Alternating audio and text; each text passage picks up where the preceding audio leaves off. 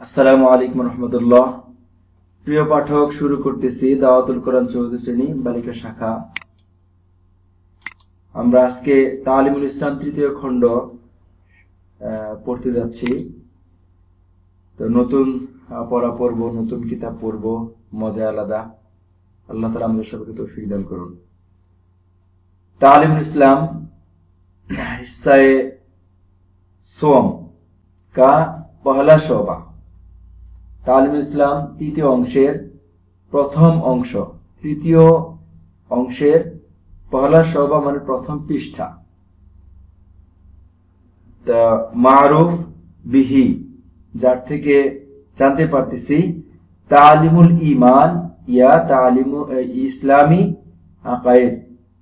যে এটার আমরা প্রথম পৃষ্ঠায় পড়তেছি যে তালিমুল ঈমান, ঈমানের বিষয়ে, এবং ইসলামী আকায়েদ শব্দের অর্থ হলো ইসলামী বিভিন্ন হুকুম আহকাম। বিসমিল্লাহির রহমানির রহিম। তাওহীদ, আমাদের আজকের প্রথম পড়া হচ্ছে তাওহীদ অর্থাৎ একাত্মবাদ। তাওহীদ শব্দের অর্থ একাত্মবাদ। সওয়াল, তাওহীদ কে क्या माना है? তাওহীদের কি অর্থ, অর্থাৎ একত্ববাদ বলতে কি বোঝায়? जवाब, दिल से अल्लाह ताला को एक समझने और ज़बान से उसका इकरार करने को तौहीद कहते हैं। दिल से अल्लाह ताला को एक समझने अर्थात मन থেকে अल्लाह ताला के एक बोझा, और ज़बान से उसका इकरार करने को तौहीद कहते हैं।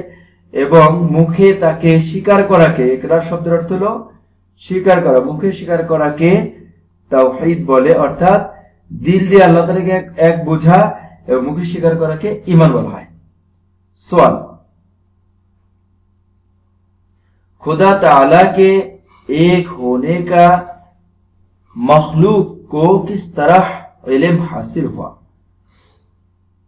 আল্লাহ তাআলা যে এক, এই কথাটা मखलूक अर्थात सृष्टिजीवेर, मखलूक शब्द अर्थ सृष्टिजीव, सृष्टिजीवेर किस तरह इल्म हासिल हुआ, কিভাবে তাদের জ্ঞানের ভিতরে আসলো, কিভাবে জানতে পারলো? জবাব, আউয়াল তো ইনসানি আকল, প্রথম হলো নিজের বিবেক বিবেচনা। ইনসানি আকল শব্দের অর্থ হলো বিবেক, নিজের বিবেক বিবেচনা। বশর্তে কে আকল সহি হো, শর্ত হলো তার ব্রেন যেন ঠিক থাকে, অর্থাৎ পাগল না হয়। खुदा ताला के मौजूद होने और उसके एक होने का यकीन रखती है, যেটা যেই বিবেক বিবেচনা আল্লাহ তাআলার উপস্থিতি অর্থাৎ সর্বত্র আছেন, উপস্থিতি শব্দের অর্থ সর্বত্র আছেন, और उसके एक होने का यकीन रखती है, এবং তার এক হওয়ার বিশ্বাস রাখে। और उसी वजह से दुनिया में जितने बड़े बड़े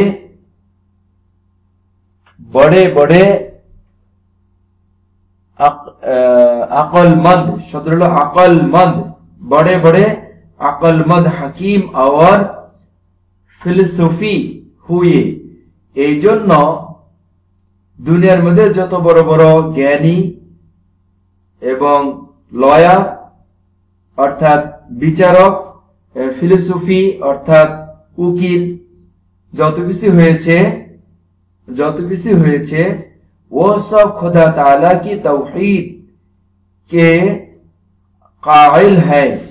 এই সকলেই আল্লাহ তাআলার একত্ববাদের স্বীকার, মানে এই জ্ঞান তাদেরকে আল্লাহ তাআলা একত্ববাদকে স্বীকার করতে বাধ্য করে, এটা বোঝানো হয়েছে। अर्थात अल्लाह ताला को तौहीद के काइल है, अल्लाह ताला एकत्ववाद के स्वीकार करे। दूसरे ये के खुदा ताला के पैगंबरों ने बिल इत्तेफाक मखलूक को तौहीद की तालीम दी। দ্বিতীয় এটা যে আল্লাহ তাআলা পয়গম্বরদেরকে বিল ইত্তেফাক অর্থাৎ সকলের একমতে, বিল ইত্তেফাক শব্দের অর্থ হচ্ছে সকলের একমতে, মখলুক কো अल्लाह तालार मखलूक के तौहीद की तालीम दी, একত্ববাদের শিক্ষা দিয়েছেন। তালিম দিয়ে মানে কি শিক্ষা দিয়েছেন। और बताया के एवं বলেছেন যে अल्लाह ताला एक है, अल्लाह ताला एक, उस जैसा और कोई दूसरी नहीं, तार मतो और द्वितीय क्यों नहीं। सवाल, क्या कुरान मजीद में तौहीद की तालीम दी गई है? कुरान शरीफे की अल्लाह ताला एकत्ववाদের शिक्षा दिएছে? जवाब, हाँ, कुरान मजीद में तौहीद की तालीम कामिल तरीके और आला दर्जे पर दी गई है। हाँ, कुरान शरीफের মধ্যে একত্ববাদের শিক্ষা कामिल तरीके अर्थात परिपूर्ण भावे और आला दर्जे पर दी गई है एवं उत्तम मर्यादार ऊपर देवा হয়েছে।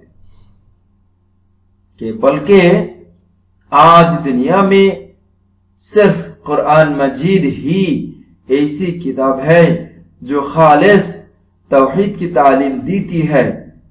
বর্তমান জমানায় কোরআন শরীফ এরকম একটা কিতাব যেটা जो खालिस तौहीद की तालीम देते हैं, যেটা একেবারেই সঠিকভাবে একত্ববাদের শিক্ষা দেয়। अगरचे पहली आसमानी किताबों में भी तौहीद की तालीम थी, যদিও প্রথমে আসমানি কিতাব সমূহের মধ্যে তাওহীদের তালিম দিতেছিলেন। আজকে এই পর্যন্তই। আমাদের এখানে বেশ কিছু নতুন শব্দ আসছে, আমরা আলাদা করে শব্দগুলো শেখার চেষ্টা করব এবং বিষয়গুলোকে বোঝার চেষ্টা করব ইনশাআল্লাহ। আসসালামু আলাইকুম ওয়া রাহমাতুল্লাহ।